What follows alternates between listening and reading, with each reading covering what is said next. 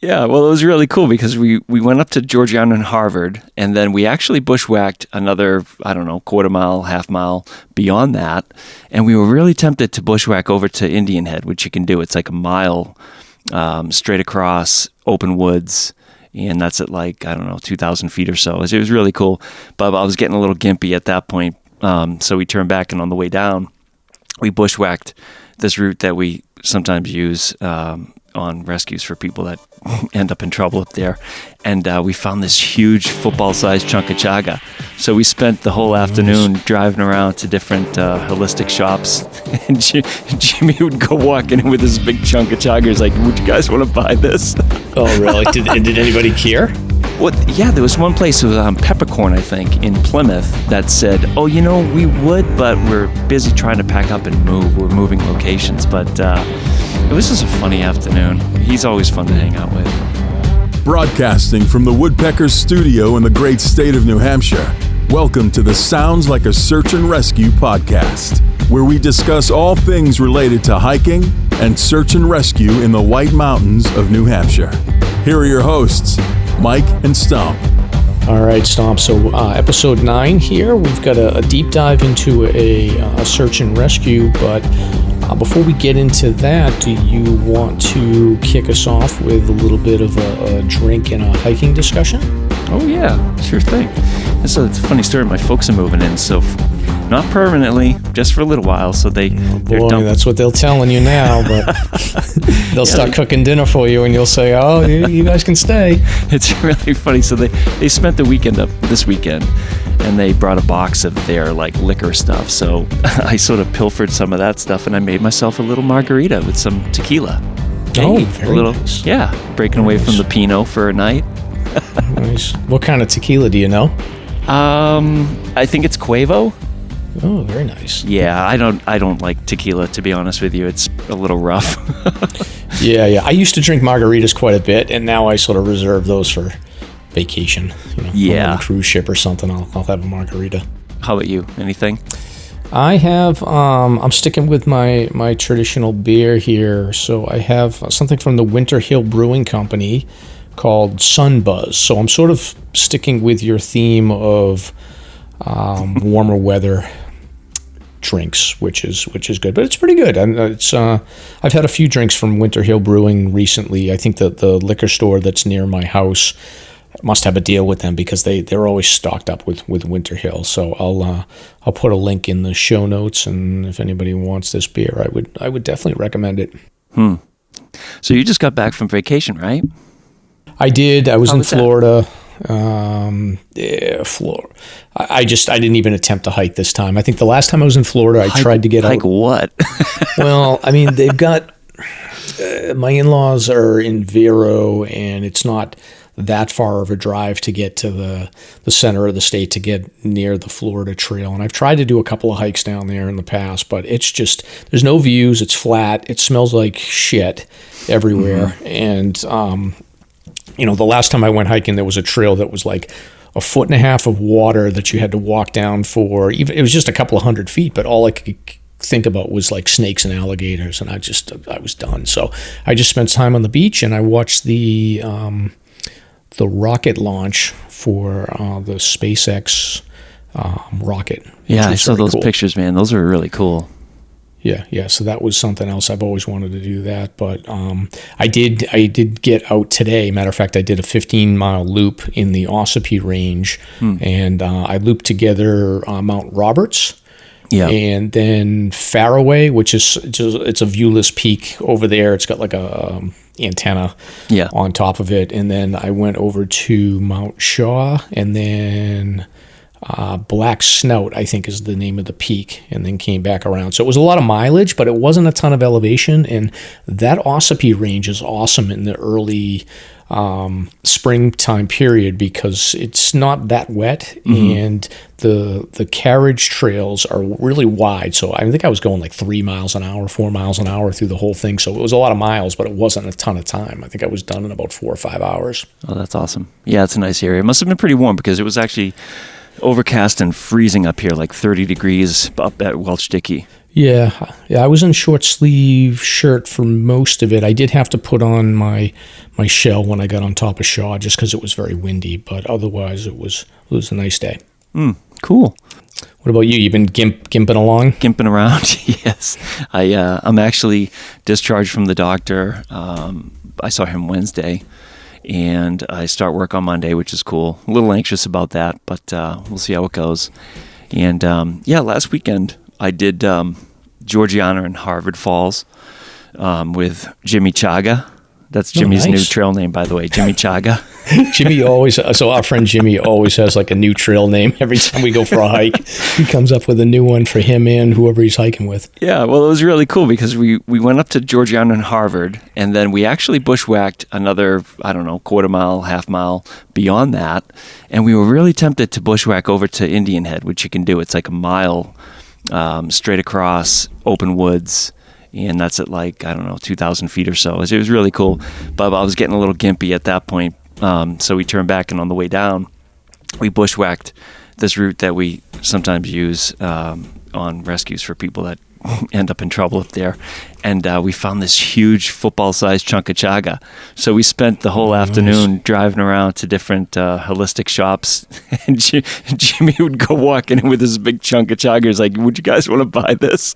Oh, really? Did anybody care? Well, yeah, there was one place, it was Peppercorn, I think, in Plymouth, that said, we would, but we're busy trying to pack up and move. We're moving locations. But it was just a funny afternoon. He's always fun to hang out with. Yeah. And we were with his son, too, of course, so it was a good time. But then... very cool. Yeah, just, what was it? A couple days back now, I think it was Tuesday, I pushed myself up to the Dickey ledges on the Welch Dickey Trail, just using my hiking poles and stuff like that. Made it up without a problem, which was cool, and made it back down. And guess what happened after that? I heard a rescue. Can you believe it? Yeah. So we're going to do a deep dive on this story. So do you want to just cover the rescue now? Yeah. Really briefly. It was about 4:00 a call came in, and there was a hiker and a companion, I believe, that went up the Welch Dickey Loop Trail. They were going counterclockwise, as most people generally do. And apparently on the way out of the call, on the steeper eastern side of Dickey, she just hurt her leg. Yeah. So, we had, Pemmy, Campton, and Waterville Valley, and got up there and packaged her and carried her out. I mean, Dickey's actually a really nice trail to carry somebody out. It's pretty gentle. And everybody made it up by about 7:45. It's that time of the year. I mean, more people are going to get out, and, there'll be reckless situations where rescues will be needed, but it usually breaks down about 50-50 between the shit happens and the reckless behavior ones. So yeah. But that's all we have on the books this week for rescues. It's, knock on wood, it's a little quiet. Let's dive into some White Mountains history, shall we?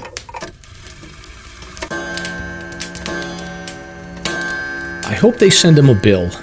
We often hear this after a search and rescue event where the victim is perceived to have behaved recklessly. Tonight we're going to share a story about what happens when that bill is actually sent. We're going to go back in time to a rescue that happened in 2012 on Franconia Ridge. This rescue required upwards of 50 people to help bring an injured hiker down from extreme conditions.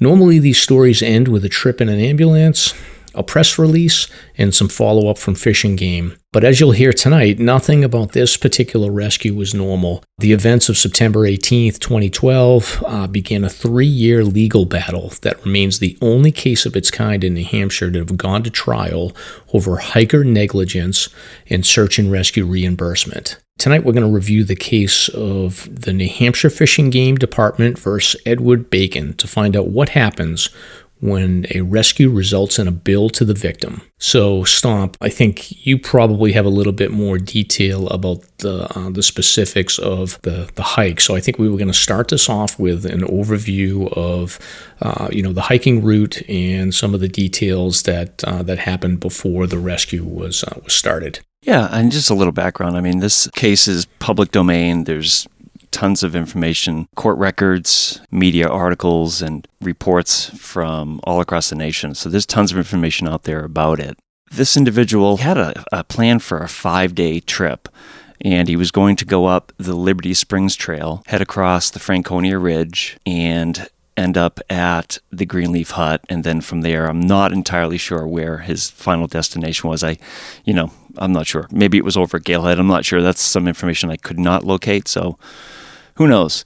But that was the idea. This individual is from Northville, Michigan, 59 years old at the time. And I guess he had hiked the area a few times in the past, and he just had it to do a nice 5-day solo trip, beginning again up on Liberty Springs. And we have talked about those trails in the past. I believe that was episode 1. Yeah. It's a very busy area, and this was middle of September, so it's prior to the foliage really changing. But you still get a lot of traffic in that area around September. Yeah, so he spent a day, I guess, getting up to the Liberty Springs tent site. From there, he just spent the night. When you read the information about this individual, I guess he had a lot of medical conditions, but namely his hip. One of his hips had a history of multiple dislocations. And according to the reports, he had experienced some dislocations even within the year leading up to this hike that he decided to do, which is pretty interesting. He walked with a couple canes, not poles, but actual canes, like walking canes. Really? Yeah. Yep. So did he have a hip replacement like you did, or is it he would just frequently dislocate his hip? Yeah, I'm pretty certain it was a full replacement like mine. Got it. Which is what sort of drew me into the story to begin with. Just that morbid curiosity about what it'd be like to go hiking with a hip, and what are the odds of it dislocating. And he had the risk of a dislocation, but he was determined to go hiking for 5 days solo. I guess where he's from, Detroit, cold, sure, but flat. And I guess he was training by just doing small little 200-foot hills, gravelly lots, and things like that.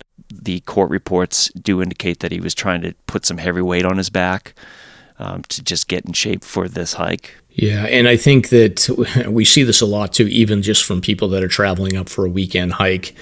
2-3 hour drive. What ends up happening is that because you have limited amount of time to do a hike, this can cause you to make poor decisions because, if poor weather comes in or something like that, where normally you would want to turn around, you're in a situation where you've committed to take these 5 days off of work or whatever your life entails, and you want to achieve whatever goal it is that you have set. So that will play into this one, I think, in the as we go along and give more details. Mm-hmm.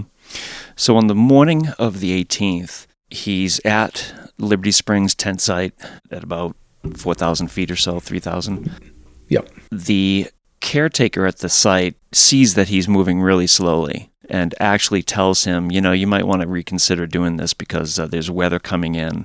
You could get yourself stuck in a bad situation. Apparently, he was aware of the forecast. There was a forecast that was posted at the tent site, and according to documents, he had a discussion with the caretaker about the weather and other hikers as well that had been either passing or staying at the site. Apparently, for several days ahead of time, there was a call for pretty significant weather to hit that area, which is always a challenge when you're trying to get up over something like the Franconia Ridge. Yeah. What was the details of the weather? Was it wind or rain or snow or what exactly were they looking at?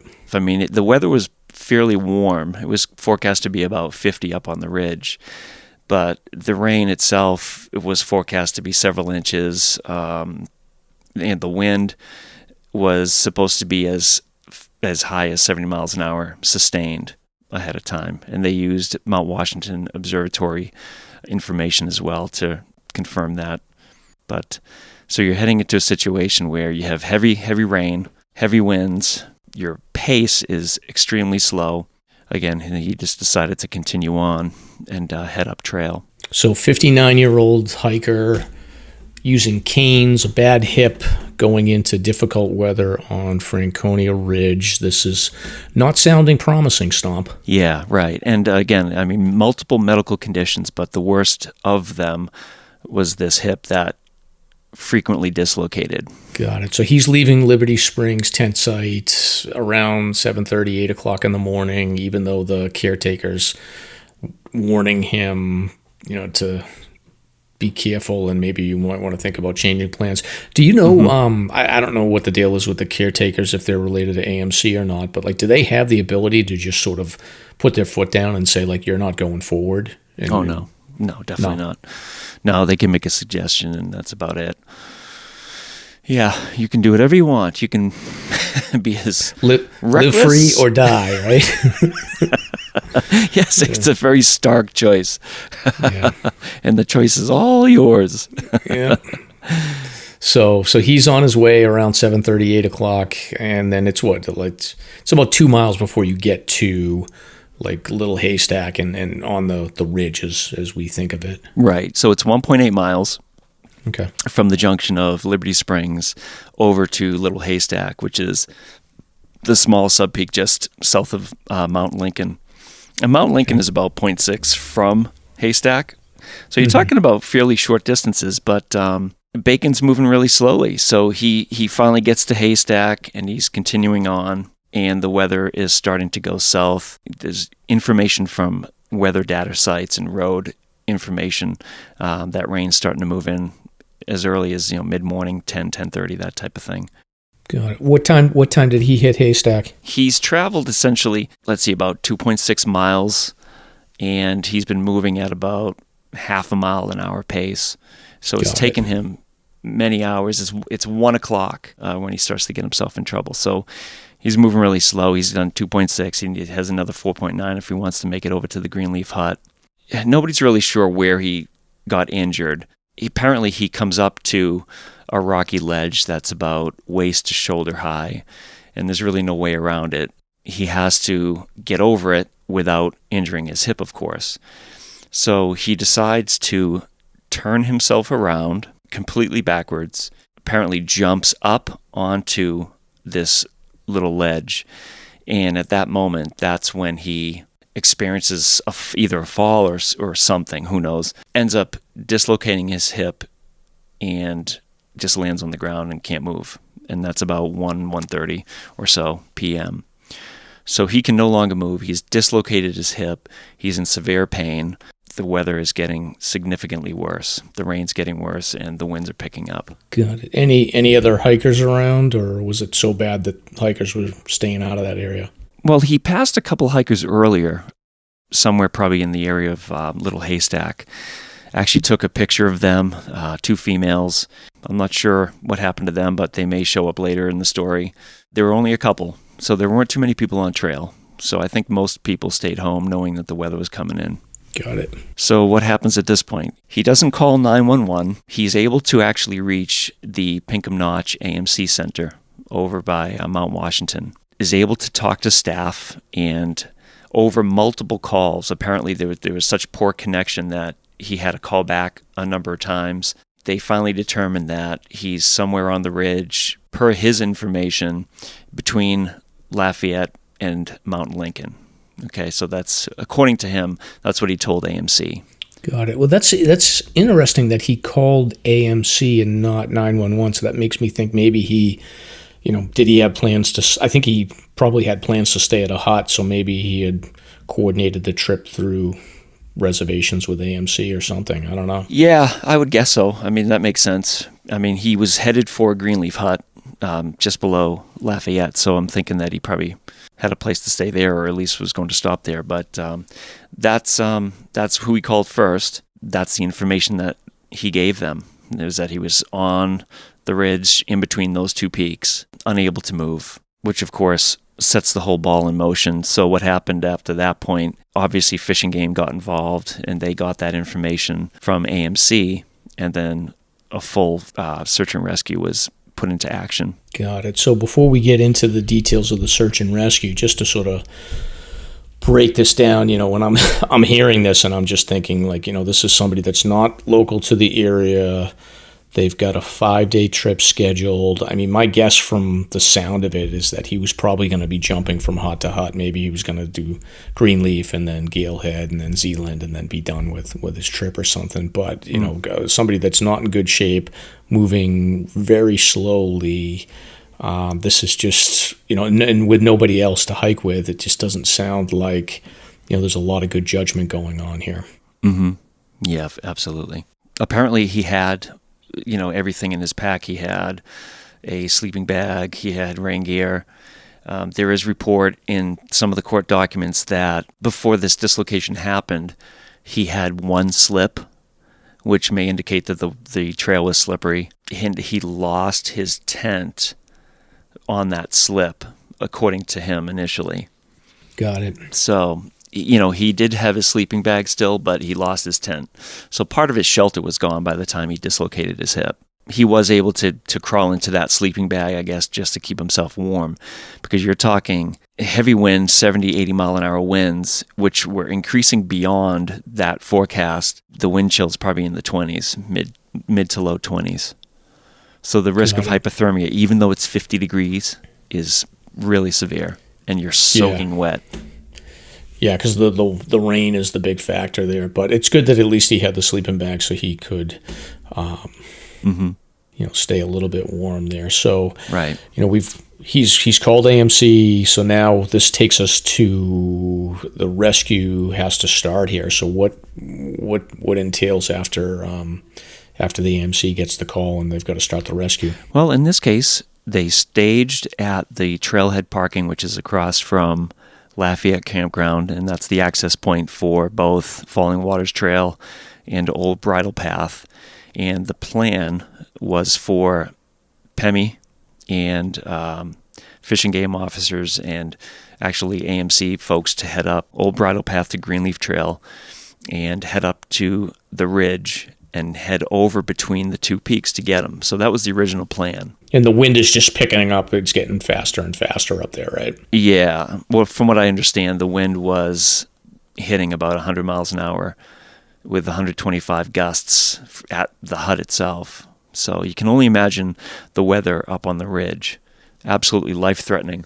Now, are the people that they send up on a rescue like that, are they even capable of moving across the ridge at 100 mile an hour winds? It happened. It happened on this case.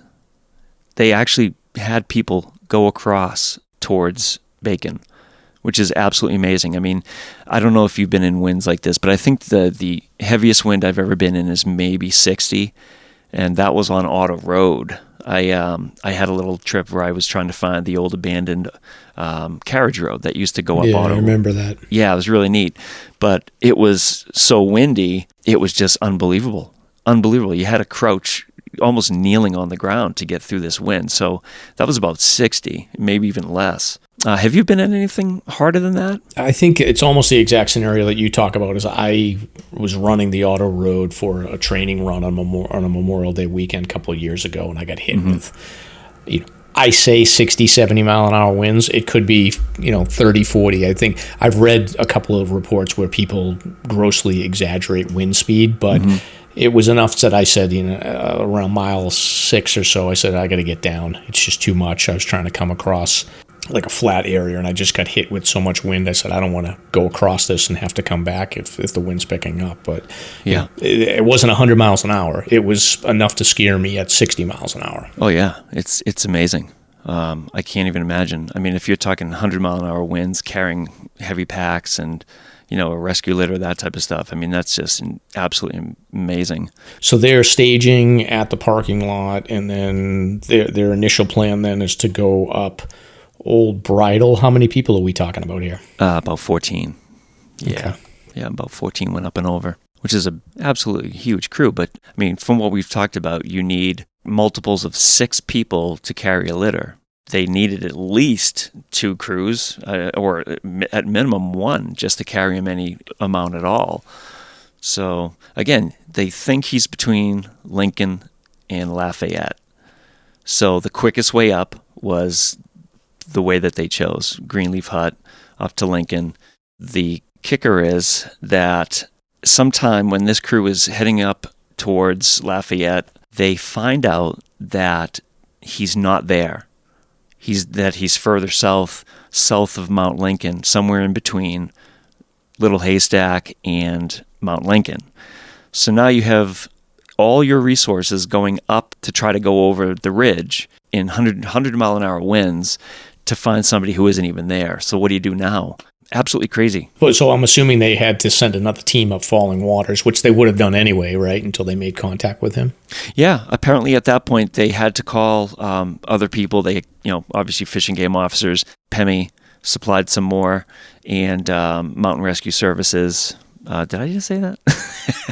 I think the tequila. I think the tequila is starting to hit me. No, so yeah, you're right. So you have one team heading up and another team going up Falling Waters, and I don't think they get started until about 6:30 at night. So you have two teams approaching Bacon from two different directions, but the first team, you have to remember, is heading across the ridge in probably some of the worst, most life-threatening weather that any person could withstand, honestly. Absolutely amazing. And his location, it's kind of crazy, but he was pretty much in the same area that the two gentlemen that were the subject of the last traverse by Ty were. He was pretty close to where they were located. They took shelter, right? That's what I understand. I mean, I think the Ty Gagne book, they were actually closer to the actual proper summit of Little Haystack, whereas this feller, it looks like he may have been at what they call the gargoyles, which is that that really rocky outcropping of rocks that you have to sort of scramble up and over to get through. Just a guess. Who knows?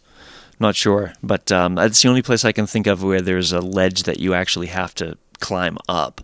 And if I remember it correctly, doing it myself, it was probably about waist high. So the rescue team, they thought that they had pretty solid info to make the decision to go up Old Bridle, and that he was going to be on the Lafayette side of Lincoln. Mm-hmm. Turns out he wasn't. They're dealing with 80 to 100 mile an hour winds now, and they've got to make a decision whether or not they just wait for the team to make their way up Falling Waters, or if they go across the ridge. Mm-hmm. Who gets to make that decision whether they go across the ridge? That's a call for command. I believe it was Jim Nealon that was in command at the time. But yeah, he was in charge. He was a new lieutenant too at the time. Do you know, will they do a sanity check? Obviously, in the parking lot, they say, if you're not comfortable, no judgment, you can turn around. But will they do another sanity check as the weather starts getting more dicey, where they'll stop before they start going up above tree line to say, hey, everybody, is everybody okay? Is everybody still willing to keep going, or do they just push onward? Yeah, they're always watching out for the members. Yeah, in this case, I mean, everybody knew how dangerous this was going to be. If this was a mission today, we would always break down what was happening and what to expect and tell people, this is your time to turn back. You don't have to be a hero. You're never roped into anything. It's always personal risk. You assume the risk that you're willing to take. In light of that, again, it's like you had a team of 14 that said, yeah, let's go.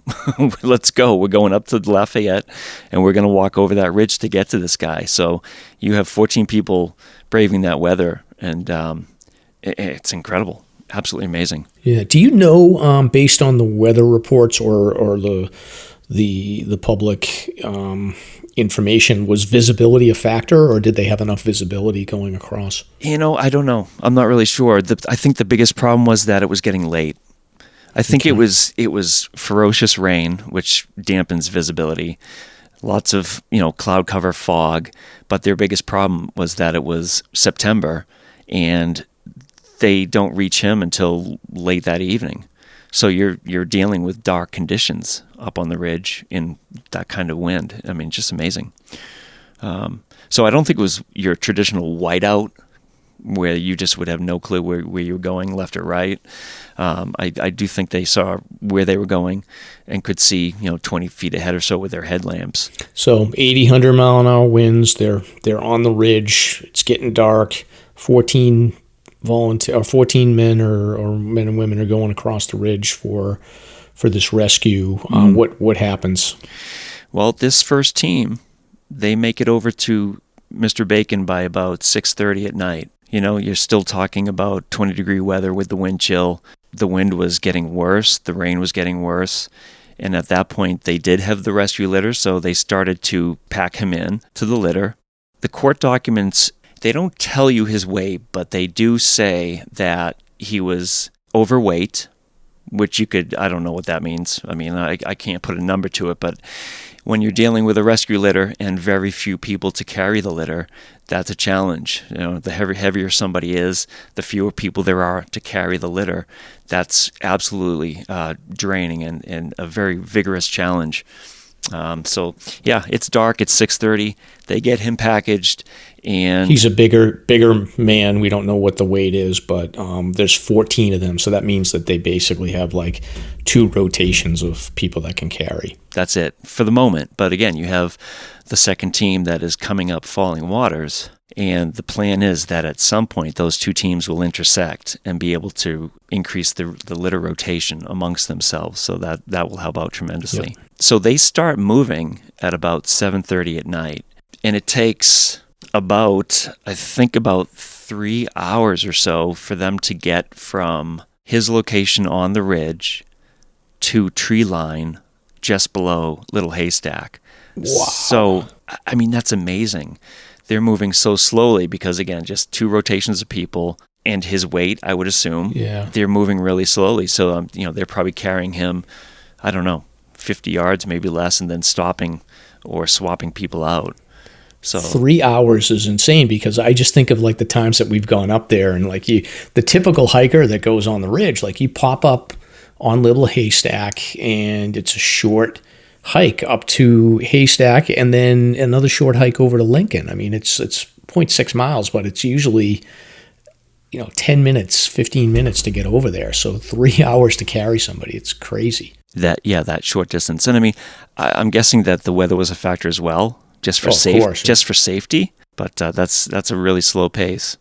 So I'm not 100% sure where the 2 teams meet. I mean, the court documents really don't go into that type of thing, but they do at some point, and they're faced with descending the Falling Waters Trail. There are several water crossings. Basically, the primary route is called Dry Brook. So the team is going to have to cross over several crossings with this individual in the litter in high water. You're talking about crossing with the water up to your knees, and in some places probably up to your waist. And it's moving fast. So the risk to the rescuers and the patient is just exponentially increased by that risk itself. Now, one thing that's interesting to think about, why didn't they go the other way? Because I think that was the original plan. They wanted to go up Old Bridle Path to Lafayette, then head down towards Lincoln, hopefully find him maybe closer to Lafayette if things were worked out for him. And then from there, they were going to go back. So that means they would have had to have carried him back up Lafayette and then down towards the hut. So I think that was the original plan. So that would have been, even though you'd have to go back across the ridge, the theory is that they get him back to the hut and maybe he can spend the evening in the hut and wait out the weather. Yeah, that would be my theory on that one. But now, since the information has changed, and by the way, there's no information anywhere in these court documents about what actually caused the change or what gave command the new information that told them that he wasn't in the original location that he had told AMC. So whatever came in put him too far away for that first plan to be acted upon. So it's almost like pick your poison. I mean, there's no way they could have carried him at that. If it's taking you 3 hours to go, 0.5 miles, I mean, there's no way you're going to get him back over the ridge, over 2 peaks in that weather with 100-mile-an-hour winds. So they had no choice but to go down Falling Waters. And here's the other side thing. I mean, just in our experience, when you have winds that high, the trees are going to be falling. You're talking about blowdowns. So you have flooded streams, brook crossings, and blowdowns. So everybody's at tremendous risk here. So this one's a mess. It's an absolute mess. Absolutely. I think there were a few that were injured, according to the documents. And we can list these docs on the podcast notes. Show notes, yeah. Absolutely. There's a ton of information, and it's really fascinating.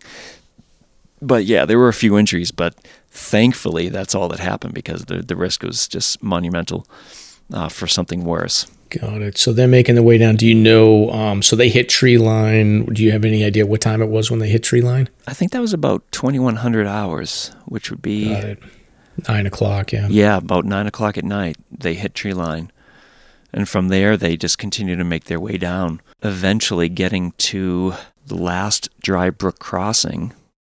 When you do some research about what they experience for the water that night, some of the measurements are actually 6,000 cubic feet per second.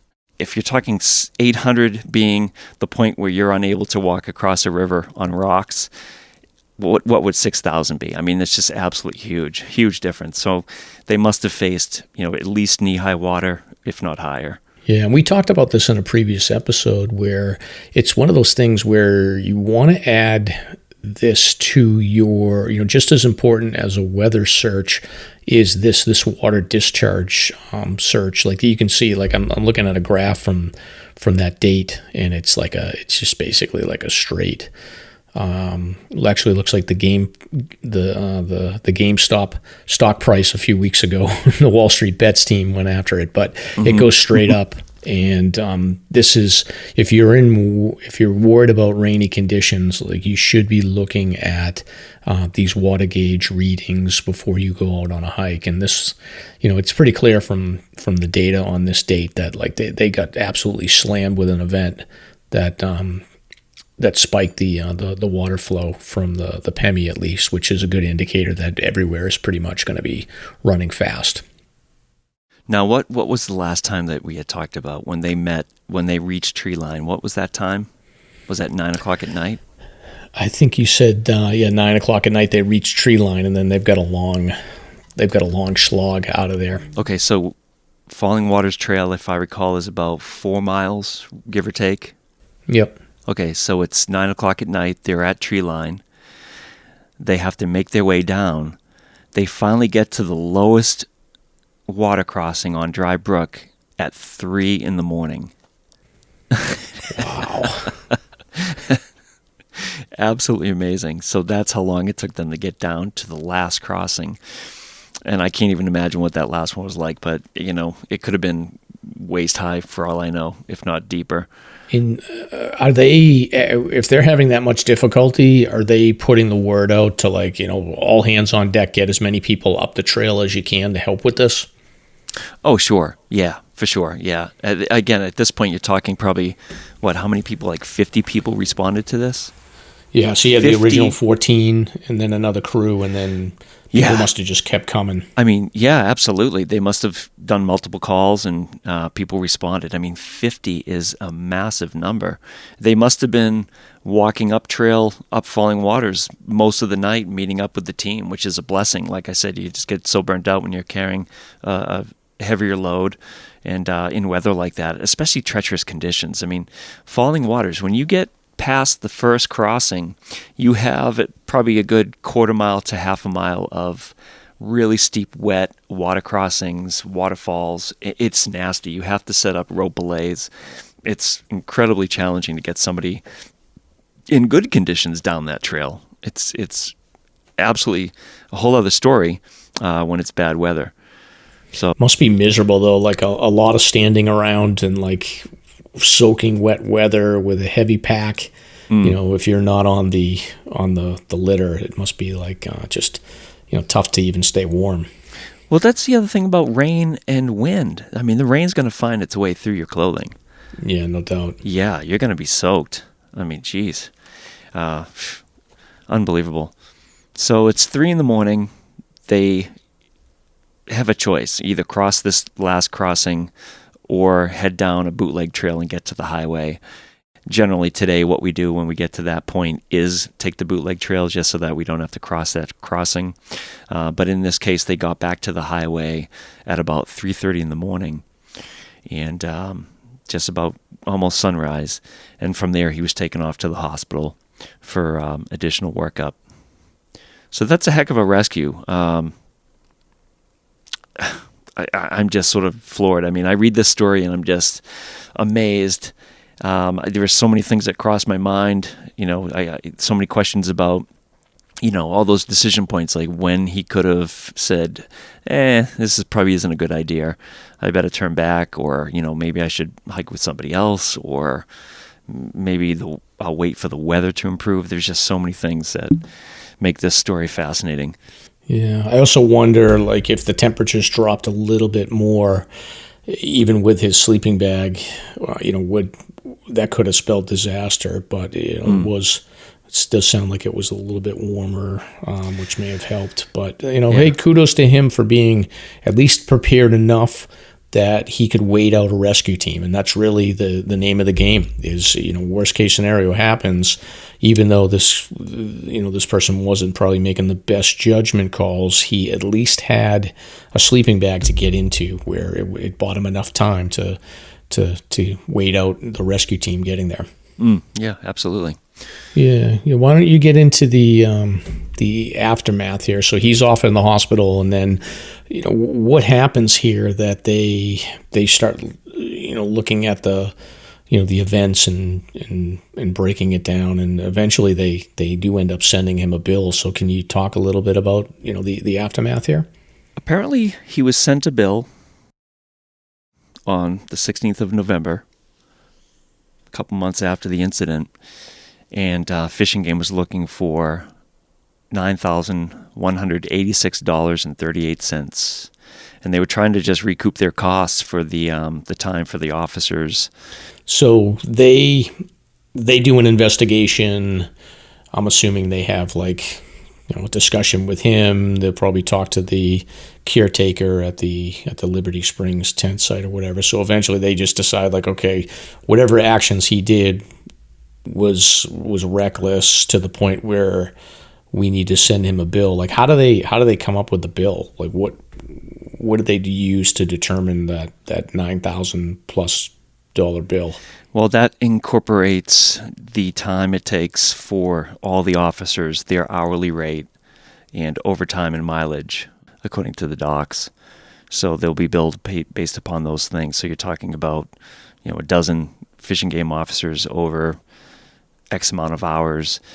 They are allowed as an agency to bill for the reasonable costs that are incurred because of somebody's negligence. So this is something that's discussed at the agency level, and from the agency, they have to send a memo to the Attorney General of the state to actually get approval for the sending of the bill to an individual. So, from Fish and Game, it starts there, but it goes higher up to the AG, and from there they'll send it out to somebody. So that's a wake up call. That's a shock for anybody. I mean, $9,000, phew.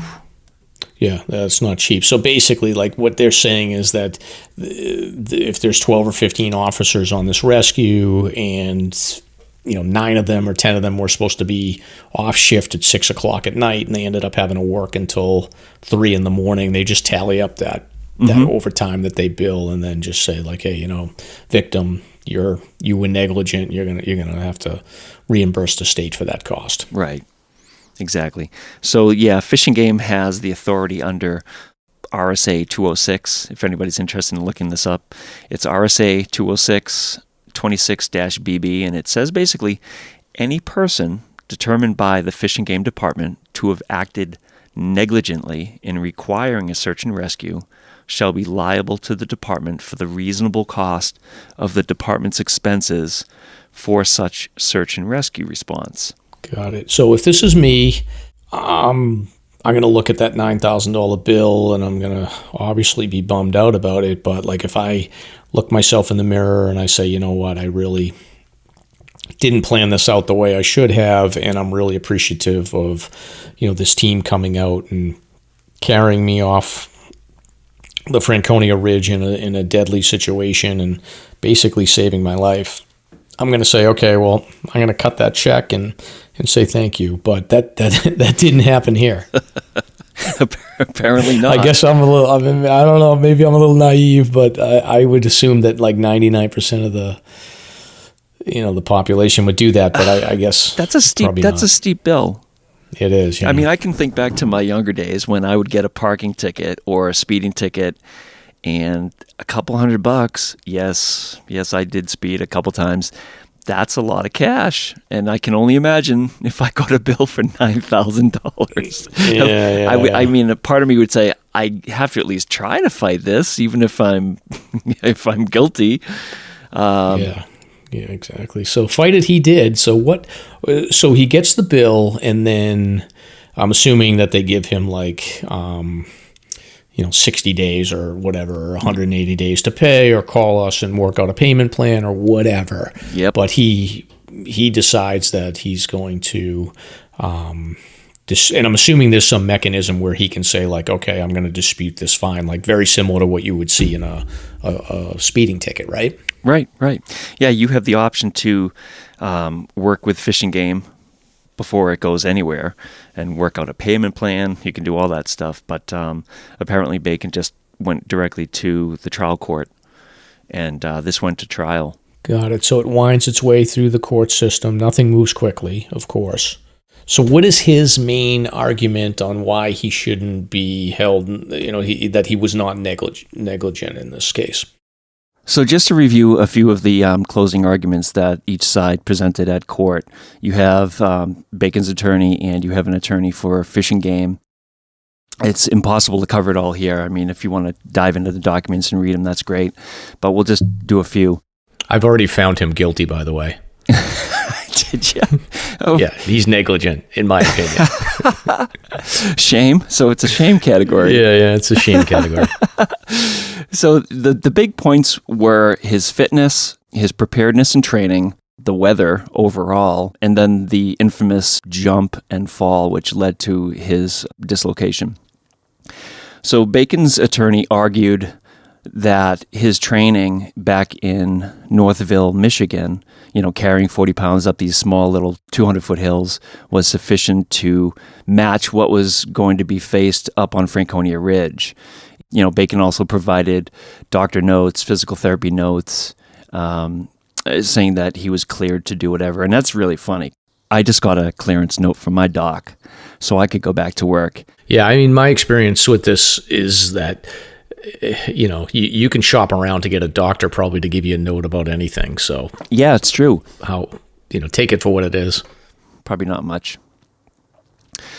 Now, on the other side, you have Fish and Game's counsel basically saying, hey, listen, this guy dislocated his hip just by stepping on a garden hose.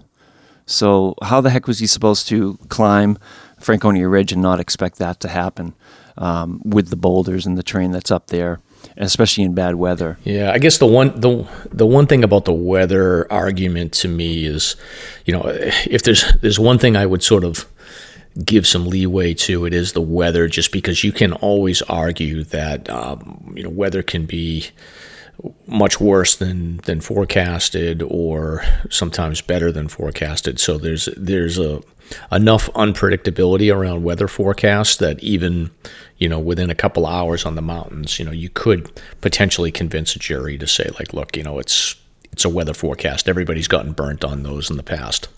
Yeah, absolutely. And they do focus in on the fact that earlier in the morning he slipped on some slick gravel and lost his tent. So, the terrain had to be somewhat treacherous. He should have known that would have been a factor, especially if he knew the forecast. Yeah, that's true. Does it matter if Bacon...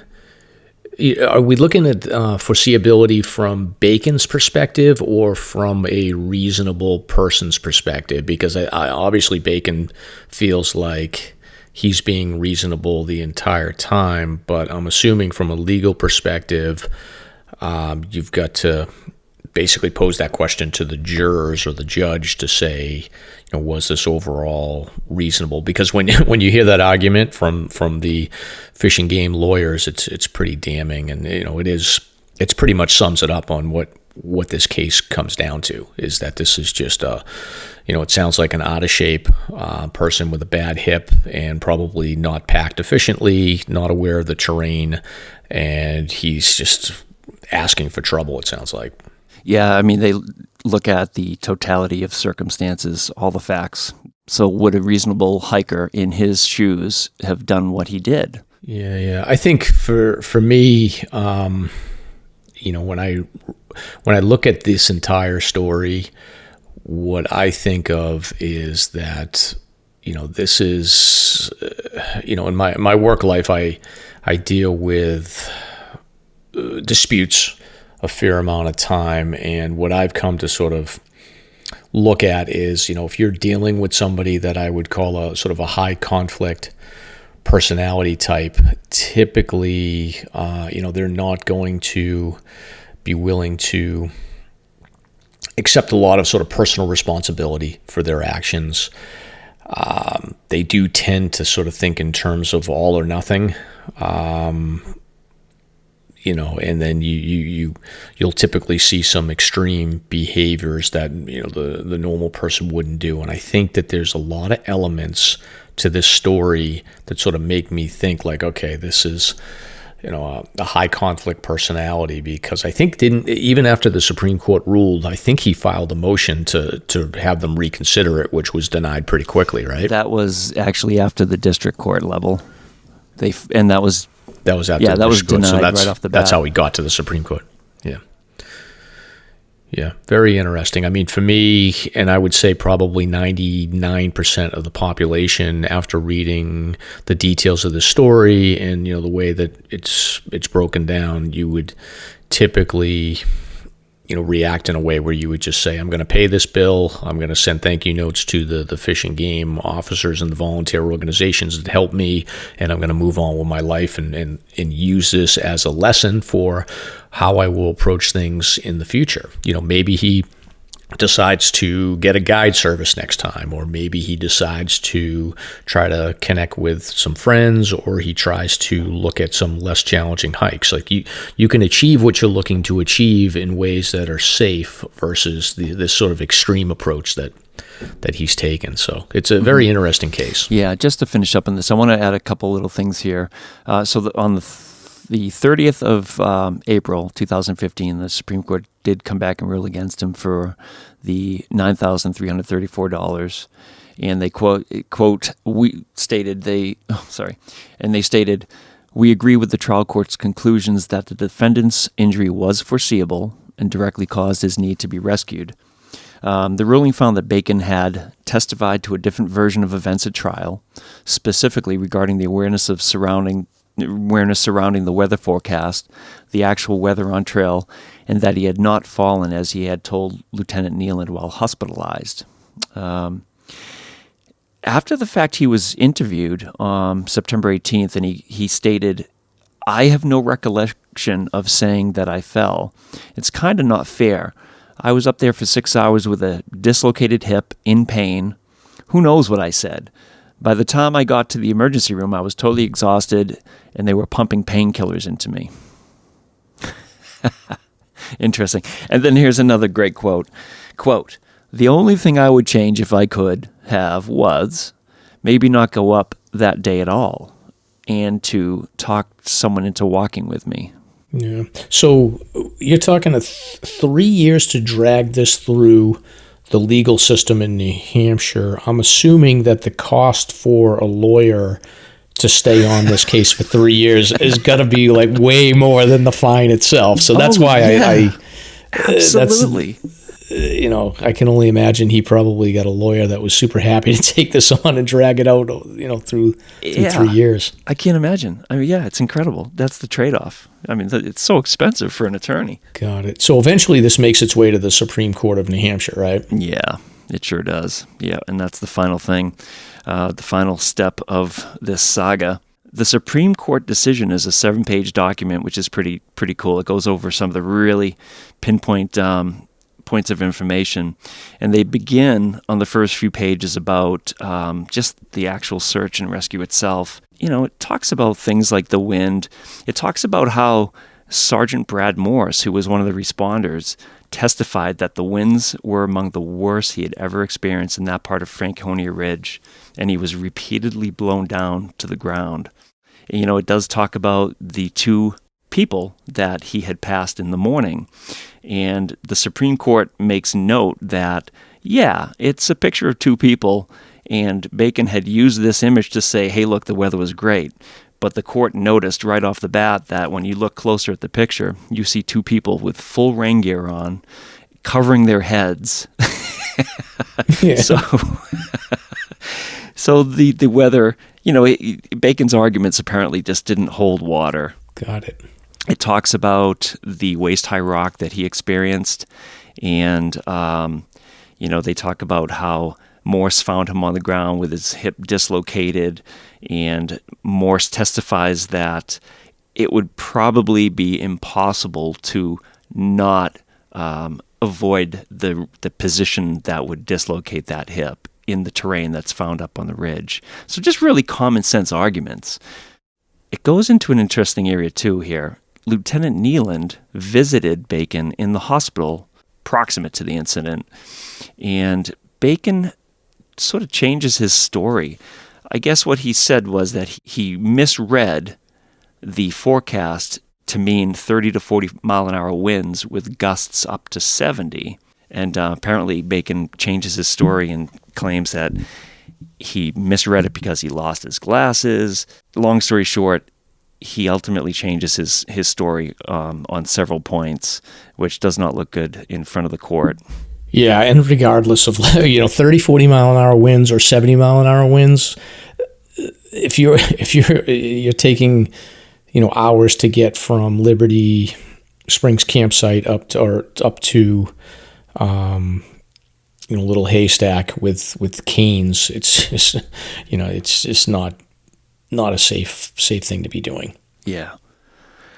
At the close of the hearing, they award Fish and Game $9,000, $334.86, and apparently that's just for interest and other costs. So ultimately, Mr. Bacon was found negligent for the search and rescue that occurred on the 18th of September in the year of our Lord 2012. So negligence is interesting. I mean, when a court looks at negligence, they're looking at the totality of circumstances. It's not just looking at the weather. It's not just, your fitness. You're looking at everything, every factor, the fitness, your medical history and things like that. Focusing in on the hip dislocation, the court document actually says that he dislocated his hip by stepping on a garden hose within the year before. Like within the year before this hike, He dislocated it simply by stepping on a garden hose. So, I mean, do you go hiking on the Franconia Ridge knowing that you can dislocate your hip that easily? I mean, that's something that a court would look at to determine, was this person acting reasonably? Would other hikers have put themselves into the situation that Bacon put himself into?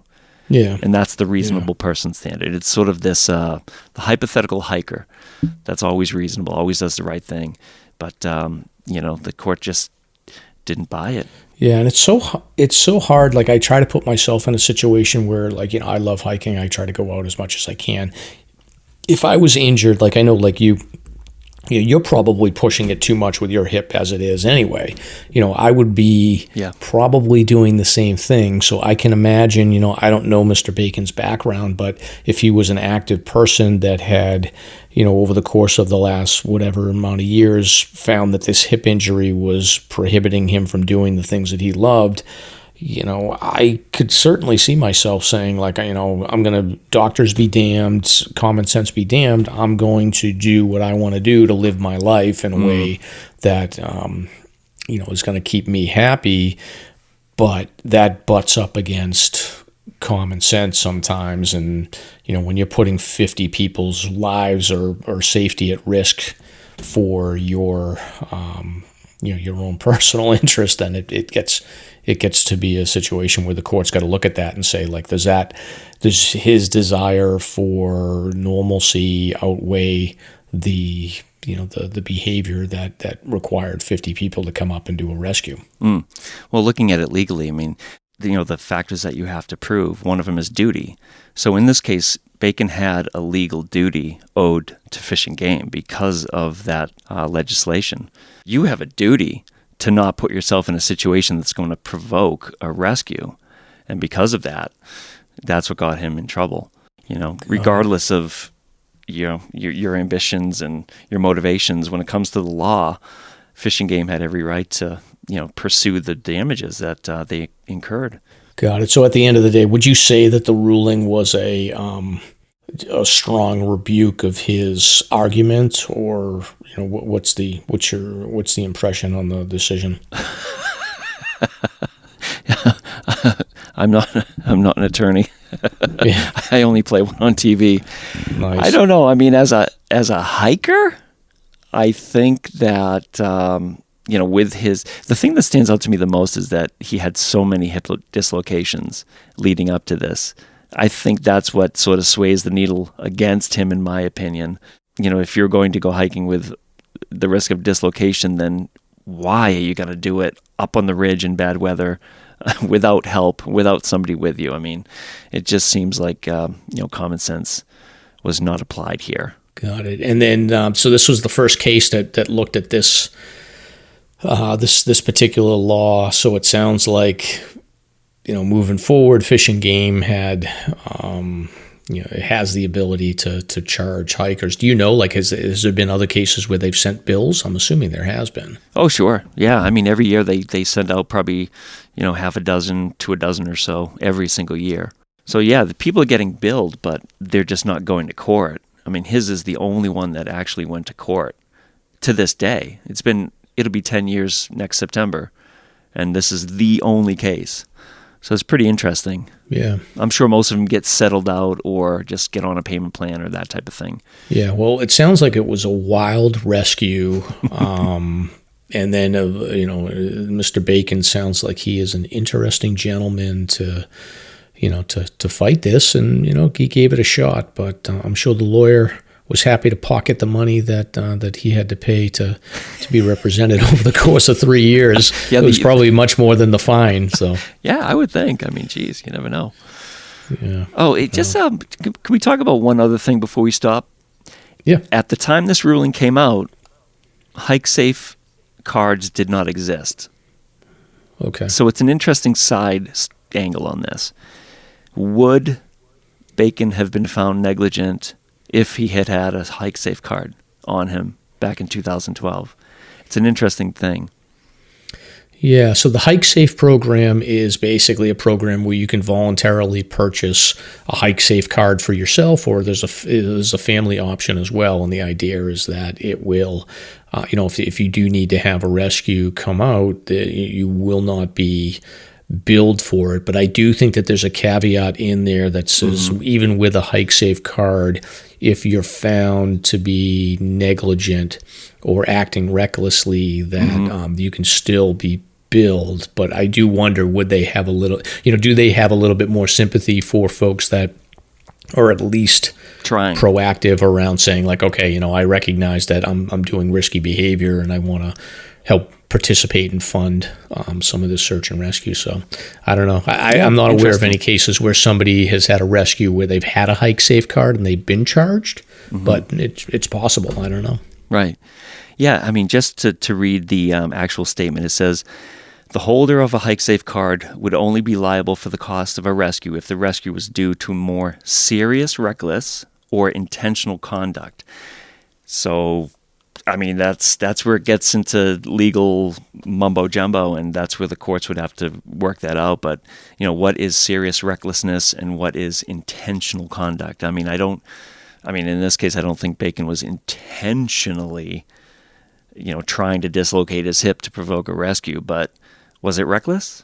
Yeah, it's a good argument. Who knows? Yeah, I mean, what I've read about this whole thing is, I think that the guy was, way out of his element, and I have, no no hesitation that he should have been billed for this one. But we do hear it all the time when these rescues happen. Everybody chimes in on social media, or there's always this sentiment to say, like, send them the bill. So we wanted to do this episode to say, like, okay, this is an actual case where a bill was sent, and this is the aftermath. So this was I think you call it a case of first impressions, which basically just means that this is the first time that a court has heard an argument around this particular law. So the court definitely found in favor of Fish and Game's right to bill people. So it's a pretty interesting rescue, and it's an interesting court case. Yeah, absolutely. Yeah. Any other thoughts, Stomp? I think that's good. I think that's as far as we can take it with the information that we have to us. But again, we'll put all this up in the show notes and check it out. It's a really interesting read. Yeah. We'll put all of the links on the show notes, and we'll try to put some pictures. I got a good picture of Stomp going across the ridge into a real foggy view of Mount Lincoln. So we'll include that in the show notes as well. It looks like a pretty epic photo. That's a neat place too, because that's probably where he was, somewhere in that location. Cool. All right. Well, it was good episode, good story about a rescue, and we'll do more deep dives on similar rescues in the future, but let's call this a wrap. All right. Until next time. Thank you for listening. If you enjoyed the show, you can subscribe on Apple Podcasts, Spotify, or wherever you listen to podcasts. If you want to learn more about the topics covered on today's show, please check out the show notes and safety information on SLASRpodcast.com. That's SLASR podcast.com. You can also follow the show on Facebook and Instagram. We hope you'll join us next week for another great show. Until next time, on behalf of Mike and Stomp, get out there and crush some peaks. Now covered in scratches, blisters, and bug bites, Chris Staff wanted to complete his most challenging day hike ever.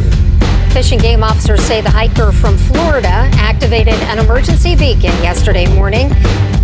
He was hiking along the Appalachian Trail when the weather started to get worse. Officials say the snow was piled up to 3 feet in some spots, and there was a wind chill of -1 degree. And there's 3 words that describe this race. Do we all know what they are? Only one hill! Lieutenant James Nealon, New Hampshire Fish and Game. Lieutenant, thanks for being with us today. Thanks for having me. What are some of the most common mistakes you see people make when they're heading out on the trails to hike here in New Hampshire? It seems to me the most common is being unprepared, and I think if they just simply visited hikesafe.com and got a list of the 10 essential items and had those in their packs, they probably would have no need to ever call us at all.